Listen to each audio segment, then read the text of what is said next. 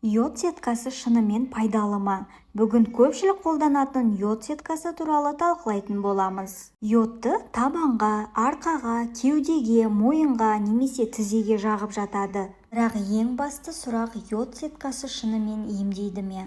Қысқа жауап: жоқ. Йод сеткасын қай жерге жақсаңыз да, оның жөтелді, бронхитті, ангинаны, тұмауды немесе буын ауруын емдейтін дәлелденбеген.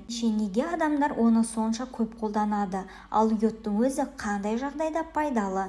Бүгін соны қысқаша және нақты түсіндіретін боламыз. Егер денсаулық туралы пайдалы ақпараттар ұнаса, арнамызға тіркеліп, видеоға лайк басуды ұмытпаңыздар. Ең алдымен йод пен йод сеткасын шатастырмау керек. Йод сырттан қолданылатын антисептик, ал йод сеткасы йодты теріге тор түрінде жағу ғана. Тордың өзі ерекше емдік әсер бермейді. Яғни йодты тор қылып табаныңызға, арқаңызға, кеудеңізге, мойныңызға немесе тізеңізге жақсаңыз, ол ішкі ағзаларға жетіп ауруды емдемейді. Сондықтан қай жерге йод сеткасын жақсам пайдалы болады деген сұраққа жауап: йод сеткасы ем ретінде қай жерге де болса дәлелденген емдік пайда бермейді. Көп жағдайда адамдар йод сеткасын жаққан соң денеде жылылық немесе жеңілдік сезінуі мүмкін. Бірақ бұл ауру жазылды дегенді білдірмейді. Мысалы, арқаға йод жаққанда теріде жергілікті әсер болуы мүмкін. Бірақ йод өкпеге бармайды, бронхтағы инфекцияны емдемейді, тамақтағы ангинаны жоймайды, ал тізедегі артрозды емдемейді. Сондықтан йод сеткасын негізгі ем ретінде қолдануға болмайды. Табанға жақса қалай болады? Табанға йод сеткасын көбіне жөтел немесе суық тигенде жағып жатады. Бірақ оның жөтелді емдейтіні дәлелденбеген.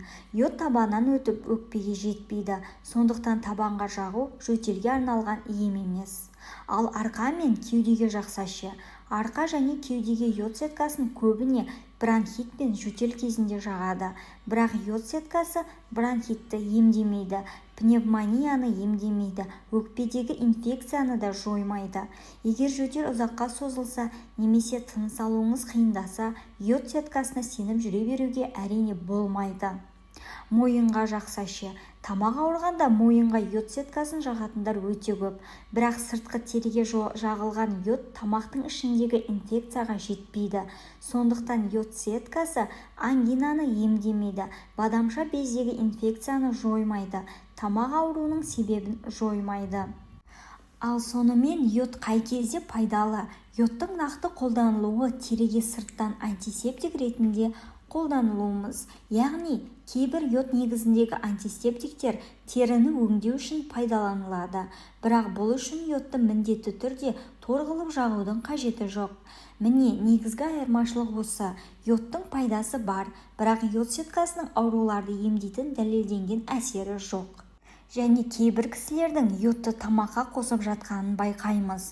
Негізінде йодты тамаққа қосуға болмайды. Теріге арналған йодты нанға, тағамға қосып жеуге немесе ішуге де болмайды. Ағзаға йод қажет дегеніміз теріге арналған йод ерітіндісін жеуге болады деген сөз емес. Егер ағзаға йод қажет болса, оны тағамнан немесе дәрігер ұсынған құралдардан алу керек. Йод торы тез жоғалса, йод жетіспейді ме? Жоқ. Йод торының тез жоғалуы ағзадағы йод деңгейін көрсетпейді. Сондықтан йод торына қарап өзіңізге диагноз қоймаңыз. Ағзада йод жетіспесе, қалқанша безінің гормондары жеткіліксіз түзілуі мүмкін. Соның салдарынан шаршау, әлсіздік, тоңғыштық, терінің құрғауы сияқты белгілер байқалуы мүмкін. Кейбір жағдайда қалқанша безі ұлғаюы мүмкін. Бірақ бұл белгілер тек йод жетіспеушілігін ғана білдірмейді. Сондықтан өзіңізге диагноз қоюға болмайды. Егер видео пайдалы болса, лайк басып, арнаға тіркелуді ұмытпаңыз. Дендеріңізге саулық тілеймін.